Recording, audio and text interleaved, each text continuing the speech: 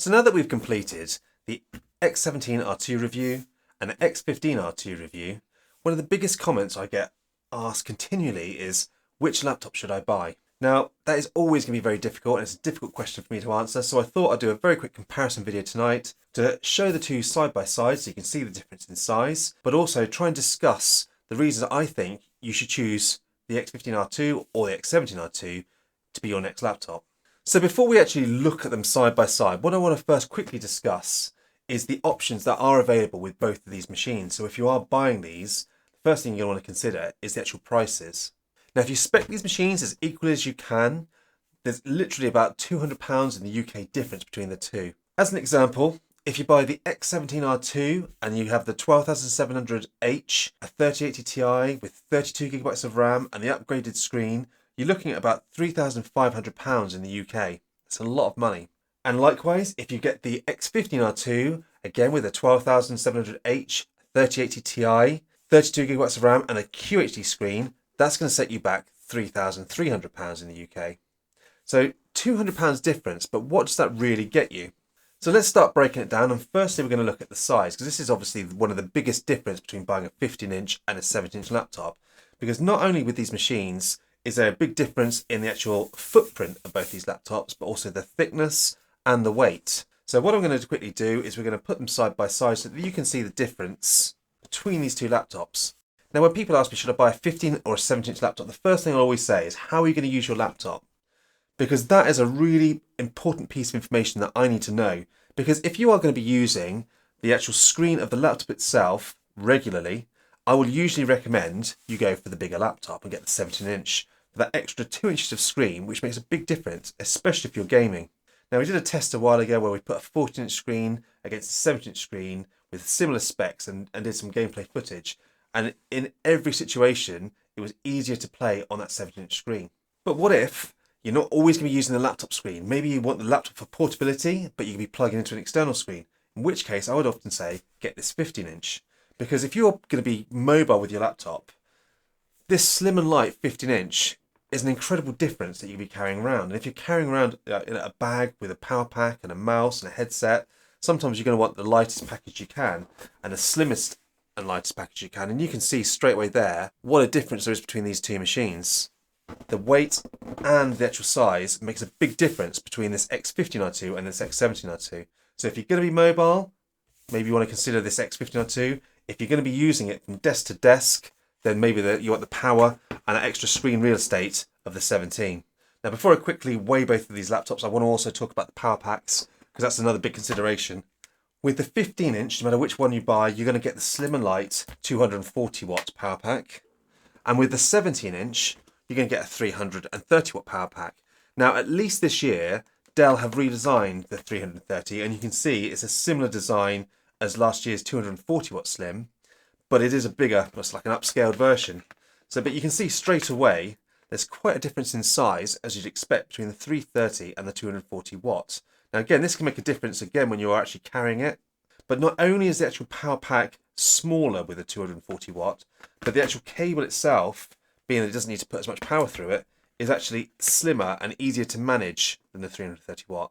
Now, people don't usually think about these things when you're buying a laptop, but this is going to be much easier to throw in your bag and take away with you, whereas this is a little bit more cumbersome, and the power pack and the lead in it even is a lot thicker and harder to sort of move around. And whilst we're talking about portability, when you are actually carting these around, the 15-inch does make a big difference, because it is so much lighter and so much smaller than the 17-inch.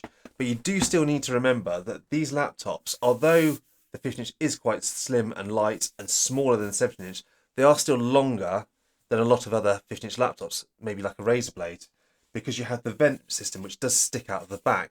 So you do have to be careful when you're buying bags.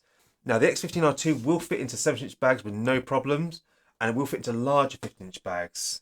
But the 17-inch, you do have to be a bit careful when you're buying bags for this machine. Now, we did review Alienware's latest Horizon range of bags that they've released this year, so I will put the link to that video up above, just in case you want to see those bags. It's a good range of bags that will definitely fit these laptops. And we have another couple of bags coming in soon that we're going to be reviewing for these machines. Now, another thing to take into consideration between these two laptops, they've really shrunk this 15-inch down, and with miniaturizing it, they've also had to shrink down the ports for this machine as well. Now with both of these, you've got a power jack on one side of the laptop and a headset jack on the other, and all of the rest of your ports are on the back. But the 17-inch has a much greater selection of ports, making it more usable in day-to-day use. Whereas because this one's more mobile, you have a lot less ports, so you're probably going to have to use the odd dongle if you're plugging quite a bit into the laptop.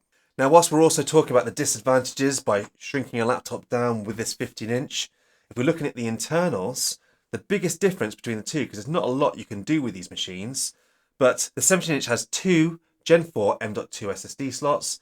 It also has two removable DDR5 RAM sticks. That means you can have the 16 gig or 32 gigabyte model with this laptop and upgrade it at a later date for higher speed or higher capacity RAM. And that's something that I do love. Now, by default, it ships with 4,800 at the moment, but the 15-inch being slimmer and lighter than the 17-inch has the RAM soldered onto the actual laptop motherboard. So that means you need to configure it with the amount of RAM that you need when you buy this laptop. Now, it comes with either 16 gigabytes or 32 gigabytes, but to get the 32 gigabytes, you have to choose the 3080 Ti, well, at least in the UK. But the RAM in this laptop comes with the faster 5200 MHz RAM as opposed to 4800 in the 17. Now the 15-inch does also have two Gen 4 M.2 bays, just like the 17-inch, so storage is the same. And actually the 15-inch has a removable Wi-Fi card, which the 17-inch doesn't. Right, so let's open both these laptops up.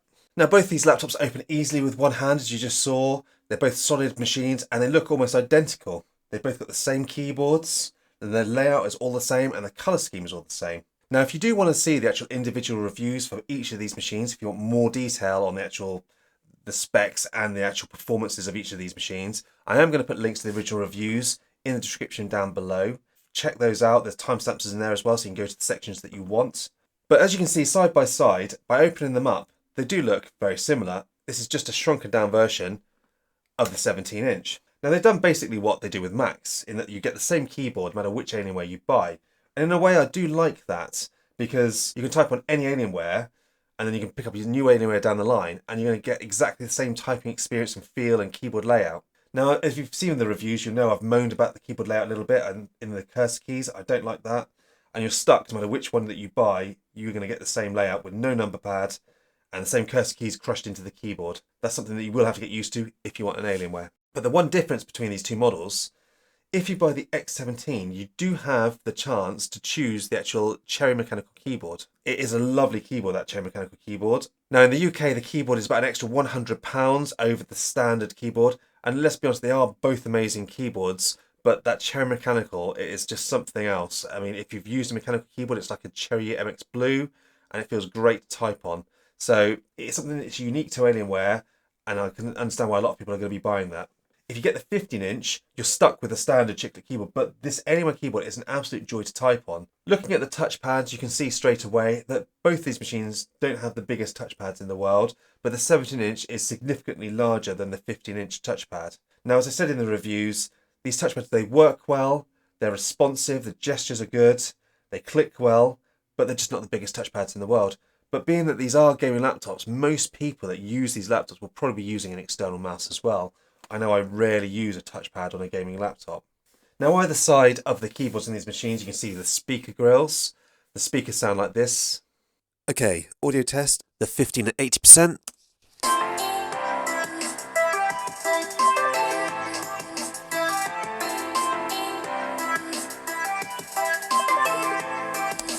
And the 17.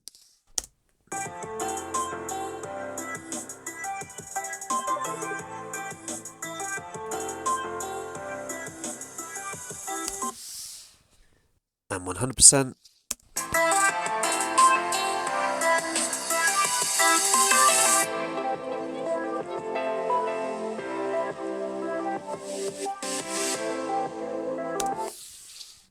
And the X17 100%.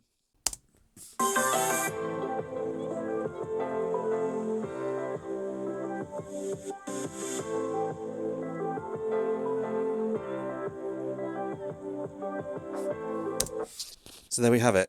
For some reason, the X15 feels slightly louder than the X17, and the X17 has got a bit of more of a muffled feel, but I think the speakers may be a little bit fuller. Bit of a strange one. I'm hoping it's going to be just software, because the X17 should sound better than it does.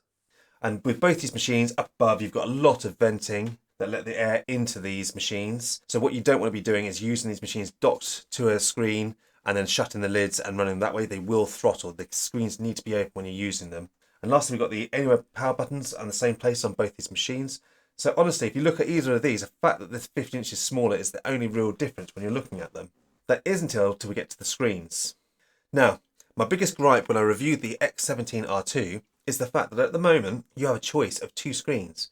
They're both 1080p. You've got the 165Hz base panel and the 360Hz upgraded panel. And that's what is in this machine here, the 360Hz upgraded 1080p panel. And that's my only gripe, 1080p. Now, if you're only going to be gaming on the laptop, 1080p is fine. It looks great in games. This 360Hz panel is buttery smooth. It's still got great colours. It's got good brightness, but it's 1080p. And if you're only gaming, that's probably going to be fine. I know a lot of people that are buying Alienwares are only going to be buying them to game. It will cut through the games. Any of these cards will cut through all the games for you. But if you're using your laptop for gaming and work, I particularly would want a higher resolution screen, either a 4K or the sweet spot, in my opinion, the QHD. And that's something that Dell have never offered for the X17. Last year they offered a 4K, and as far as I'm aware, that will be coming soon to the R2, but there's never been a QHD option. Whereas if you buy the X15 R2, you can have either the base panel, which is the 1080p 165Hz again, or this amazing QHD panel. And this QHD panel is an absolute highlight of this X15 R2. It's got 400 nits of brightness, or just over, which is about 100 nits brighter than the X17. And the QHD screen, the colours pop, it's got a great colour gamut, it's still incredibly fast, so it's 240Hz, but it doesn't feel any slower than the 360Hz panel. Once you get over about 144Hz, it's hard to notice the difference once you move up to 240 or 360. Both of these machines are buttery smooth. And the QHD resolution of 2560 by 1440 is still a resolution that can be easily driven with these graphics cards, as long as you buy probably the 3070 Ti or the 3080 Ti. The 3060 that I've got in here is fine for a lot of esports titles, but as you're using heavier titles, you're going to see the limit on this resolution. And as we move up to the top of the screens, both these machines have 720p webcams, which are very average, and Windows Hello. And that's one thing I do love about all the X series. They all have Windows Hello, which is my favourite way of logging into Windows. Now that we've looked at the external differences of both of these machines, let's quickly talk about the internals between these two to show the differences between them. Firstly, with regards to the CPU, the good news is when you're configuring the machines, you get the options of the same CPUs for both laptops. So you can either have the 12700 or the 12900 HK. Now the 12700 performs incredibly well in both of these machines, but you have to bear in mind that the 15-inch does have a smaller vapor chamber and fan system to take the heat out of this laptop. Even though it has that smaller system, it almost keeps up with the X17. In our testing of Cinebench and Geekbench, you can see that it does score a little bit lower, but it's still probably better than a lot of other laptops with 12th gen CPUs out there. Because the good thing with Dell is they do let these machines run wild with the wattage. They get up to 100 degrees, which some people are uncomfortable with, but it lets them boost as much as they can to that 100 degrees and then scales them back a little bit. And people keep saying, oh, it's 100 degrees, that's too hot. Well, these chips are designed to run at that. And if you're not happy with that heat, there are options that you can go into BIOS and bring that throttle point down. And that's something that we will cover in the deep dive in an upcoming video. And also we've got the GPU performance. Now the X17 has the full wattage, if you get the 3080 Ti, of 175 watts, which is quite impressive, but it is a big old chassis to be able to dissipate that heat. Now the X15 R2, on the other hand, being that it is a lot smaller, is 140 watts. Now yes, that is less than this X17, but this is still a big improvement on last year with the X15 and X17 R1s, where the X15 R1 only had up 110 watts maximum output for the 3080. So they've actually brought these much closer in alignment between the two. So yes, if you put them side by side, you are going to notice the extra power of the X17 when you're gaming, but it's not a great deal this year. I'm actually happy with 140 watts to have the smaller chassis of the 15-inch and that beautiful QHD screen. If you're looking at a lower GPU anyway, such as the 3060 or the 3070 Ti, the 3060 actually has 125 watts in the 15-inch, and I believe it's 130 watts in the 17-inch. And again, when it comes to the 3070 Ti, you're talking very similar TGPs between these two laptops. So unless you're looking at the 3080 Ti, the there's not a big difference anyway. So I think, a lot of people could be well served by this X15R2. And that's something I wasn't recommending last year. There was such a big difference last year, but Dell have really brought this chassis up to date. Now, before we move on to the conclusion, I just want to briefly talk about battery life.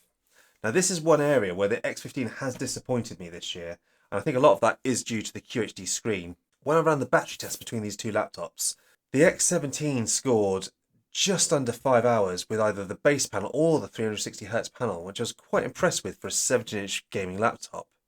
I had high hopes with the 15-inch getting probably better than that battery life, being it's a smaller laptop.